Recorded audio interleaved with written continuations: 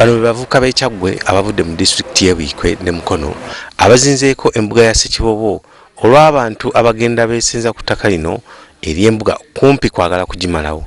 Abavubuka bano nga bakulembeddwamu ssentebe wa Buganda Youth Council w'e Kyaggwe baweze nga bwe bagenda okwambalagana n'omuntu yenna agezaako okubba ettaka lya Buganda. Kino kidiridde olw'omugagga omu okwawaabira Ssekibobo n'olukiiko lwe olw'okumugaana okuzimba ku ttaka lino.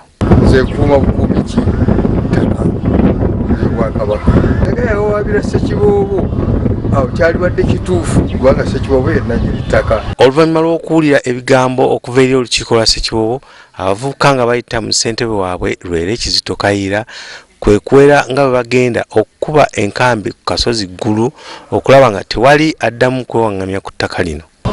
Tugenda kweyongera okufuna abavubuka bangi ddala bonna okusinga tutandika n'abakulembeze tusobole tugenda kukozesa enkola ey'emirembe.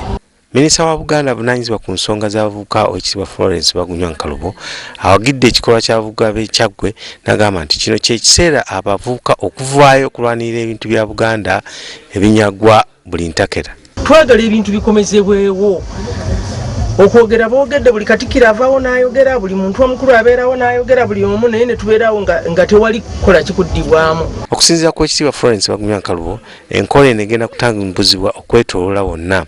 Bagunywa Nkalubo agasseeko nti enkola eno bagenda kugitambuza mu Buganda yonna okukunga abavubuka okulaba nga balwanyisa abantu bonna abeesenza ku ttaka lya Buganda mu lukwesikwesi.